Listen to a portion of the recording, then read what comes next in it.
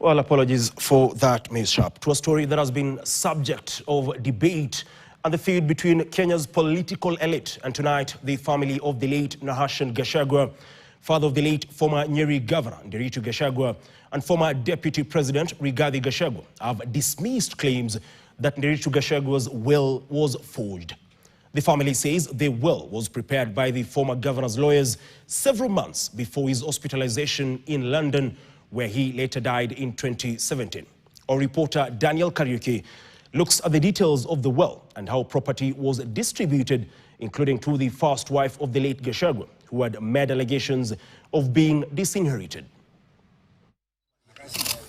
A storm has been brewing on the late former Nyeri Governor Nderitu Gachagua on his will and allocation of property to the beneficiaries. Claims of forgery and disinheritance by Nderitu's first wife Margaret Nyokabi and her children Susan Kirigo, Mase Wanjira, Jason Kariuki and Ken Rigathi have been making headlines. When the news came out, the family, through its spokesperson Kibara Gachagua, have dismissed claims of forgery of the will.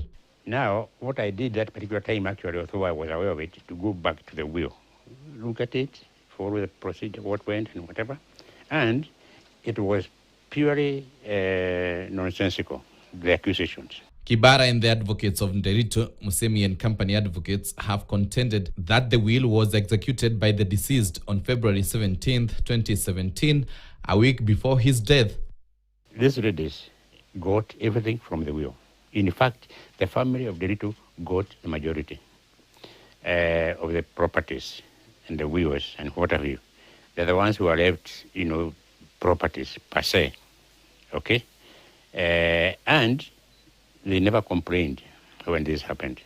According to the will, the two wives, Nyokabi and Waithigeni, were to get 5% of Nderitu's property, while the children, 6 of them, 4 belonging to the first wife and 2 from outside the marriage, were to get 10%. Other family members who benefited from the will included their mother, brothers and children, and the 3 executors.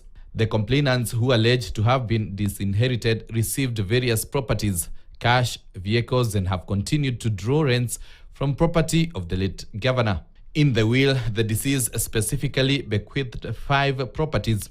1 house in Karen was bequeathed to the deceased first wife, Margaret Nyokabi, where she has been residing since it was built, and the executors signed off all relevant transfer instruments to her to comply with the instructions under the will. 2 houses in Karen and Nyeri were bequeathed to the deceased second wife, Margaret Waithigeni, and she has been in occupation of these properties at the time of the deceased death.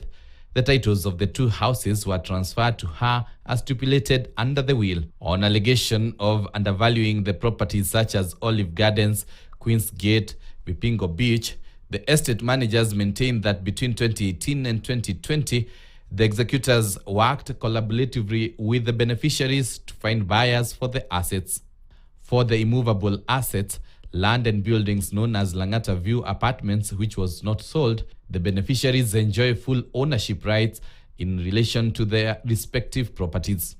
The Gachagua family made the revelations on how much the beneficiaries got after Nderitu's widow wrote to the president, seeking a probe over what her family termed as interference and forgery of the will. I don't want to go into that because I'm not a politician. But my thinking is that that information was given to Ruto so that Ruto could use that information to, reduce the popularity of my brother in Mount Kenya. The letter comes amid an escalation of political fights between President William Ruto and Rigathi Gachagua, whom he accused of disinheriting his brother. Daniel Kariuki, KTN. Of course, that particular will has been subject of debate within the